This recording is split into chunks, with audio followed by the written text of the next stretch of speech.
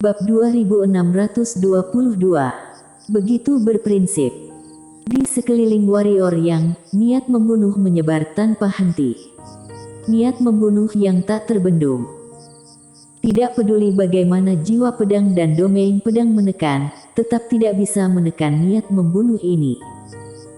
Di sudut mata warrior yang, dua garis cairan bening perlahan meluap. Tidak ada yang bisa mengerti bagaimana perasaannya sekarang. Dia tidak menyalahkan dirinya sendiri sebanyak yang dia lakukan sekarang, dan sangat menyesalinya. Dia menyesalinya. Benar-benar sangat menyesalinya. Menyesal karena dia tidak seharusnya melibat Hades dan wanita lainnya. Dia tidak seharusnya membiarkan mereka ikut campur dalam masalahku sendiri. Dia, jika bukan karena dia, Hades dan wanita lainnya tidak akan jadi seperti ini. Untuk pertama kalinya, dia merasakan betapa egoisnya dia. Kak Warrior, sekarang bukan waktunya untuk menyalahkan dirimu sendiri. Pada saat ini, pria berbaju hitam tiba-tiba berkata, yang harus kita lakukan sekarang adalah menyelamatkan mereka dan membawa mereka keluar dari sini.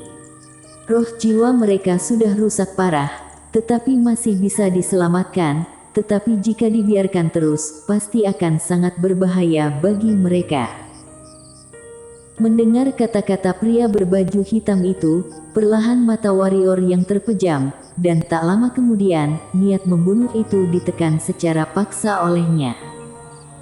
Lagi pula, sekarang dia adalah alam takdir, bukan alam penguasa. Kini, dia tidak begitu mudah terkikis oleh niat membunuh. Dari pinggang warrior yang, sebuah pedang tiba-tiba terbang keluar.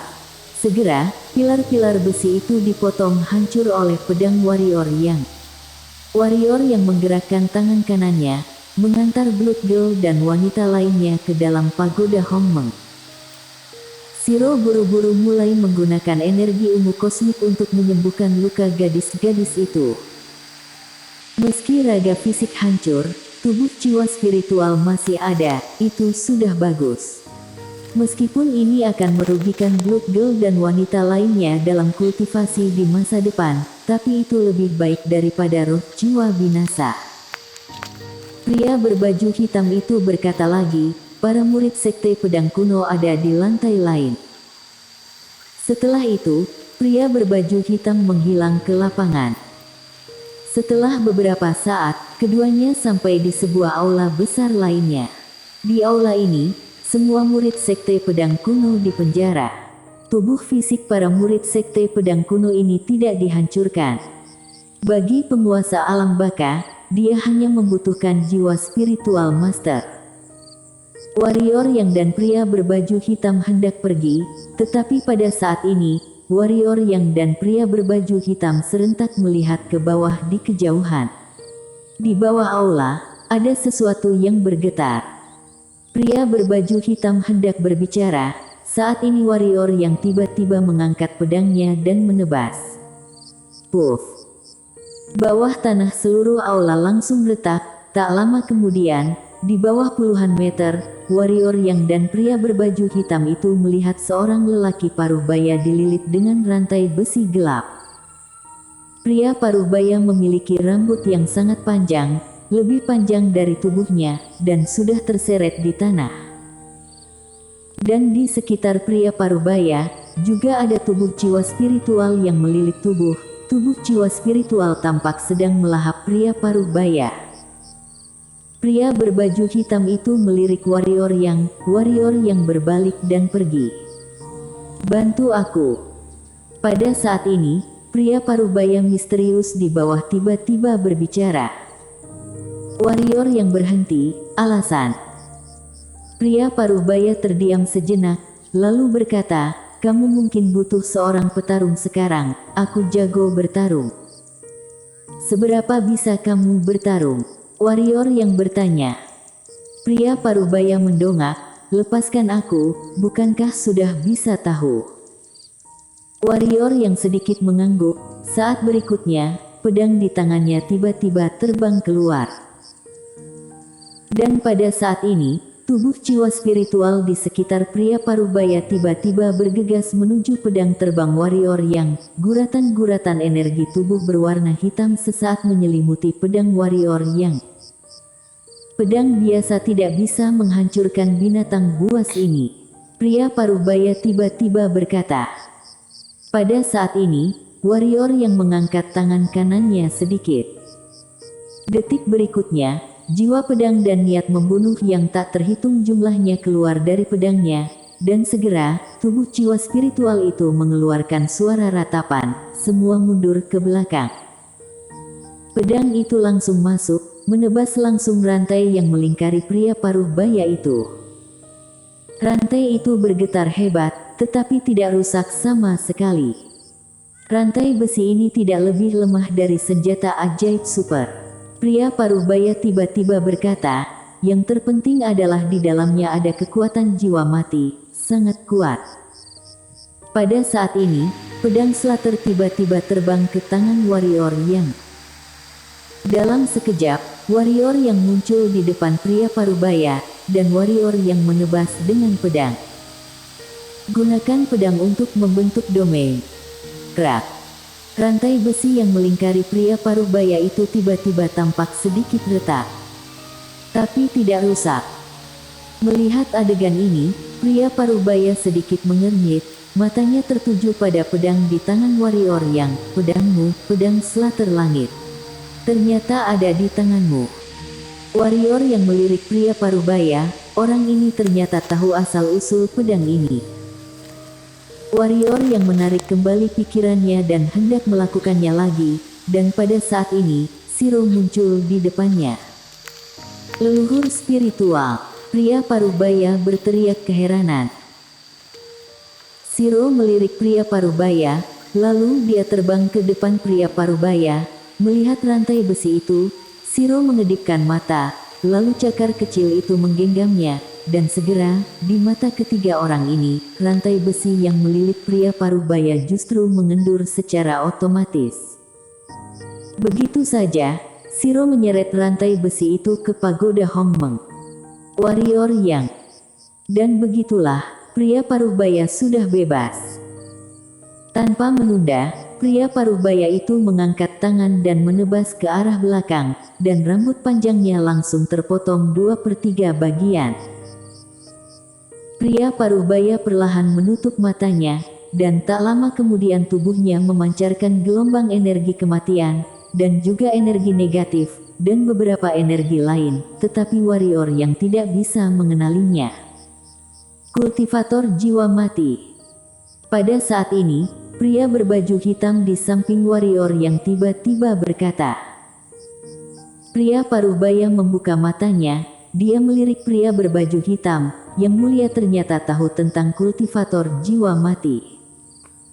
Pria berbaju hitam sedikit mengangguk, aku hanya pernah melihatnya di buku-buku kuno.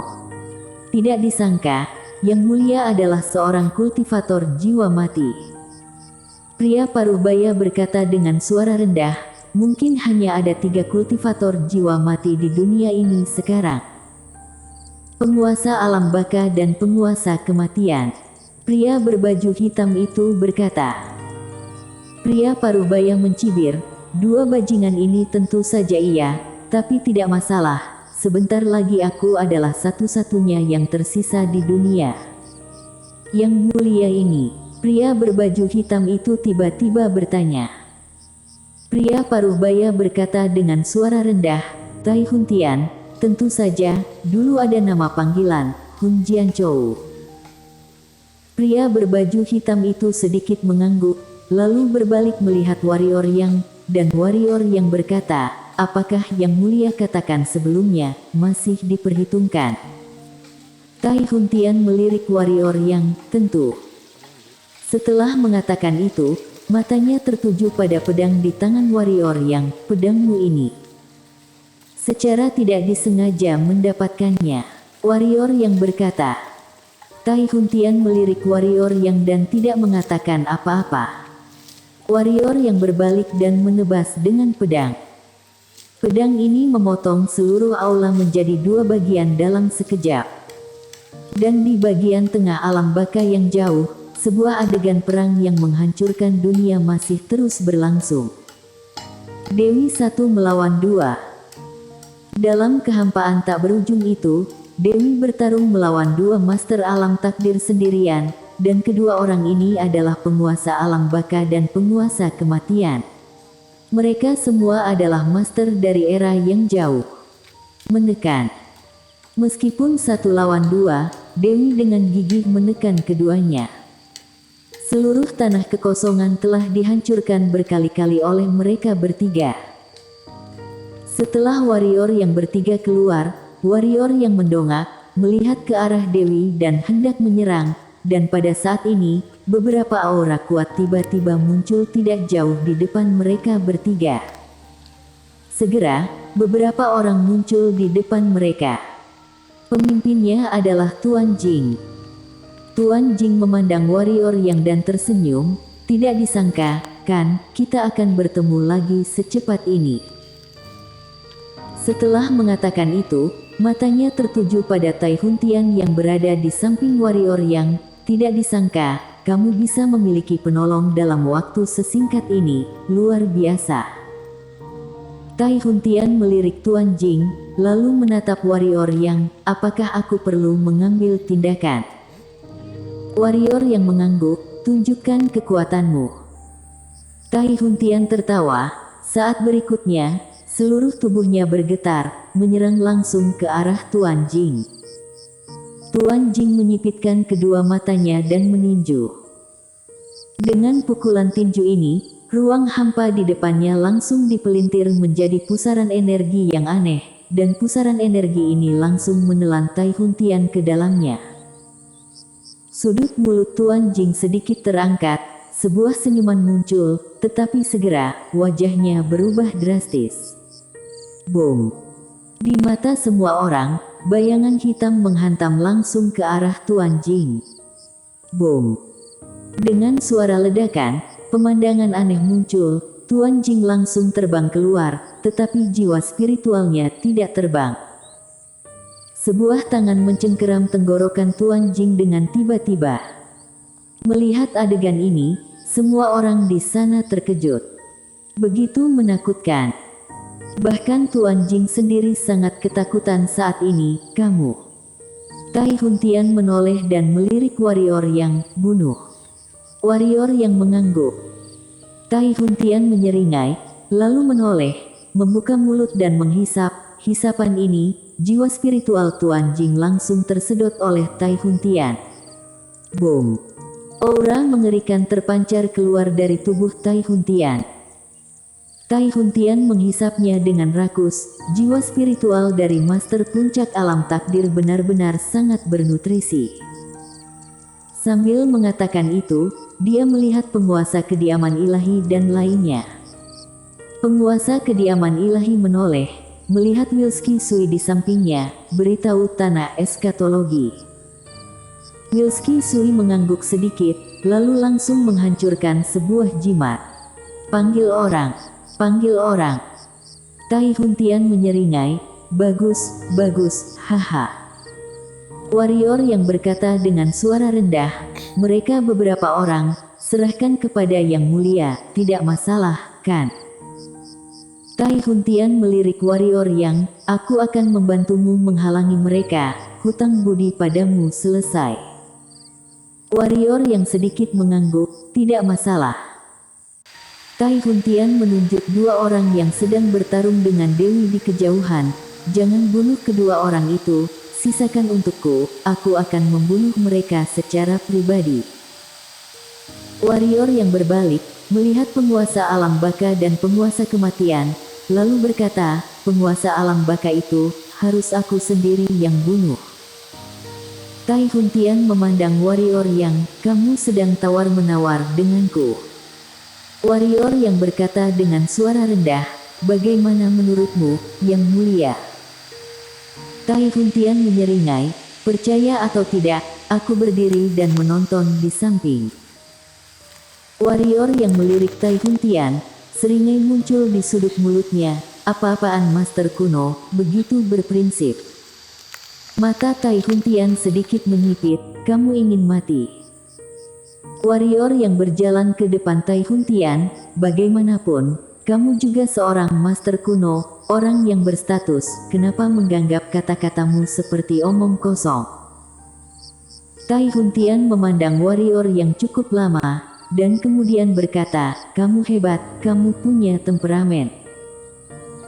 Sambil mengatakan itu, dia berbalik dan berjalan ke arah penguasa kediaman ilahi dan yang lainnya. Aku akan membalas budimu 10 kali lipat hari ini. Bersambung.